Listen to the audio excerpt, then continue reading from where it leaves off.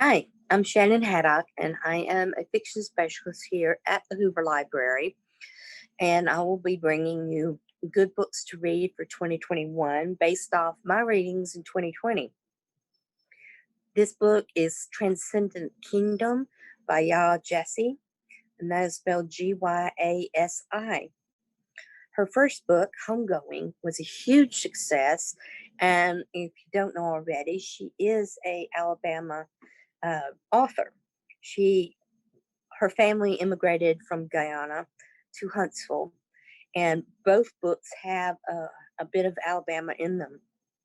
Transcendent Kingdom examines this fictional family of the mother and son who immigrate together um, in the probably late 80s and 90s to Huntsville, Alabama.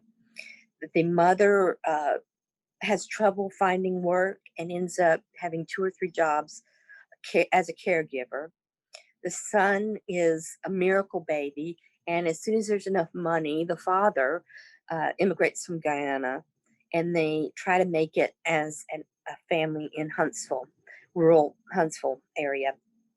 They, the mother is very religious and finds an evangelical Christian church that she devotes herself to.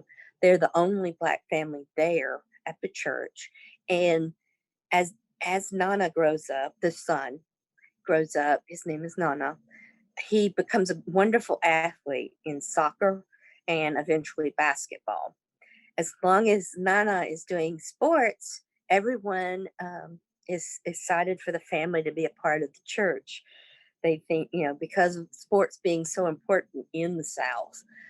And Gifty, the daughter, who is the narrator, always tries to be the one with no trouble, doing really good in school and causing no waves.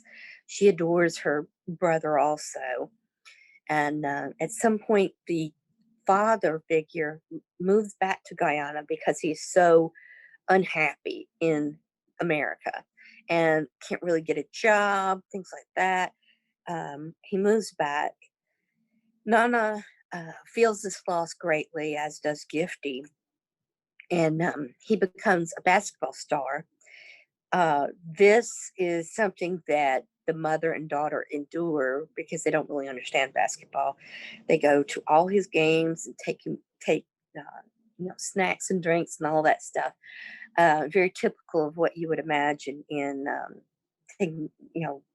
rural sports in Alabama.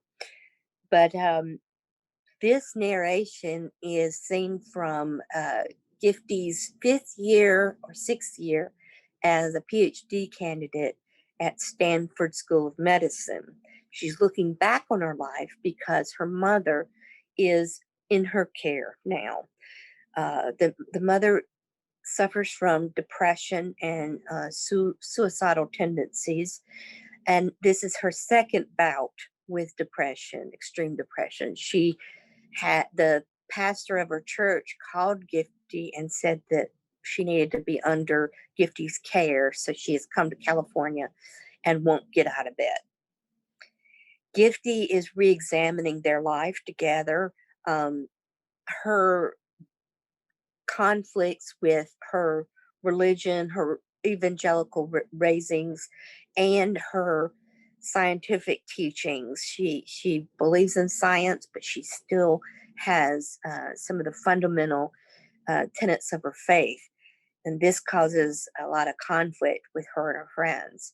So a lot of the book is discussing addiction because at some point in high school, Nana gets injured and becomes addicted to oxy.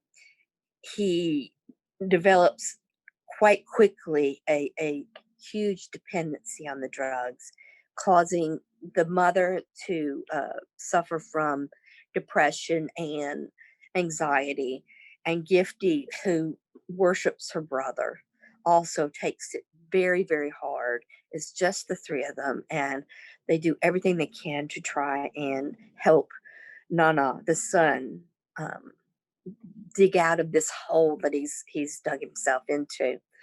Her her degree in California, at the School of Medicine, is in neuroscience, and she studies the reward-seeking behavior of rats and mice.